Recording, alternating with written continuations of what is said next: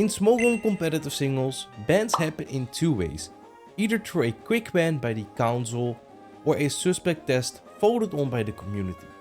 Most suspect tests split the player base, some think a Pokémon is broken, but others believe it's manageable. But every so often a Pokémon is so anonymously hated that the vote isn't even close. Today we're taking a deeper look at the most one-sided bans in competitive Pokémon history, the times where almost everyone agreed this Pokémon has got to go. I will be saving the craziest one-sided bans for the end, so make sure to stick around. For those who don't know, a suspect test is a community-driven process to decide whether a specific Pokémon or mechanic or anything should be banned or restricted from the metagame tier. To be eligible for voting, players can create a new account and get the minimum requirements in a certain amount of time to vote, so not just everyone can vote in these suspect tests.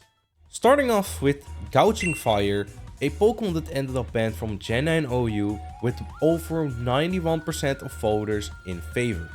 What makes this one interesting is that it actually survived its first suspect test, only to be brought back in another suspect test half a year later and swiftly banned the second time. So what changed?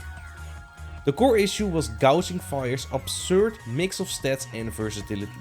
It got incredible bulk, a high attack stat, decent speed, and both strong offensive and defensive typing. But what really broke it was its set variety. It almost always ran booster energy to activate photosynthesis for an instant 30% attack boost. Dragon Dance and Fire Step, usually Flare Blitz or Heat Crash, were staples on its moveset, but the last two slots were very customizable. That's where things got overwhelming, especially with Terra types also playing a huge role. Bulkier sets could use Morning Sun with Terra Poison to stay healthy and harder to wear down. Offensive sets might run Earthquake or Terra Blast with an aggressive Terra type like Fairy or Ghost, especially Fairy letting it smash through whippy checks like Zamazenta, Great Tusk or Tinglu, or even avoid Dragonite's extreme speed with Ghost. Terra Ground with Earthquake was also another option to make that move even stronger, and you still had the original Breaking Stripe set, what caused its first suspect test. Now each set had counterplay, but the problem was you could never reliably prepare for all of them. The only true counter I suppose was Tondozo, but even that could fall to the original Choice Band set on Sun teams, which were a problem, also causing the first suspect test. In the end, Gouging Fire's sheer flexibility and lack of consistent counterplay proved way too much for the tier. Pheromosa was banned from Gen 7 OU with over 92% of voters supporting its ban. Its stats immediately stand out, 137 offenses on both sides and an absurd 151 base speed, making it the single fastest Pokémon in the tier. Early on, its most common set was Life Orb with High Jump Kick, U-Turn for momentum, Poison Jab for fairy types like Tapu Fini, and Ice Beam to hit checks like Landorus Deep. The set that really broke it though was Quiver Dance with Titanium Z. Using Bug Buzz and Focus Blast for stab alongside Ice Beam for coverage, Pheromosa could set up and suddenly become both faster and stronger than anything else. The only reliable way to stop it was through strong physical priority. And that's not even mentioning Beast Boost. With carefully tuned EVs, Pheromosa could ensure it boosted its special attack after every KO, letting it snowball out of control. Once players realized how dangerous this set was, the ban was inevitable. On par with Gouging Fire, Ursaluna Blood Moon completely warped the Gen 9 OU metagame, receiving one of the most one-sided bans of the generation, with over 93% of voters supporting its ban. Ursaluna combined immense bulk with a massive 135 base special attack, making it both incredibly hard to break through and extremely threatening offensively. Its signature move Blood Moon is a 140 base power stab attack, with the only drawback being that it can't be used twice in a row. On its own, that would already be dangerous, but the move became absurd thanks to Ursaluna's signature ability, Mind's Eye. And I'm not talking about that flop of a game. This ability allowed Ursaluna's normal and fighting type moves to hit ghost types, removing their immunity entirely. while also preventing accuracy drops and ignoring evasion boost. That last part doesn't really matter much, but the ghost piercing effect alone made Blood Moon one of the strongest spammable moves in the tier. On paper, Ursaluna's weaknesses were its low speed and special defense, as well as a normal ground defensive typing. In practice, it could patch those up very easy.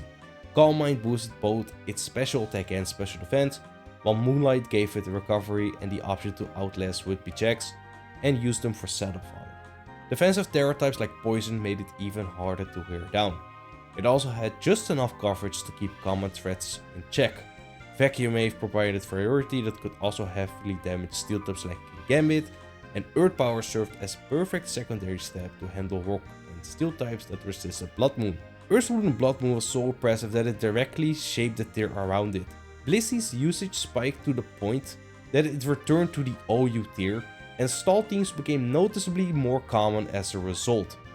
When a single Pokémon forces that kind of metagame shift, it is no surprise the community voted it out almost unanimously.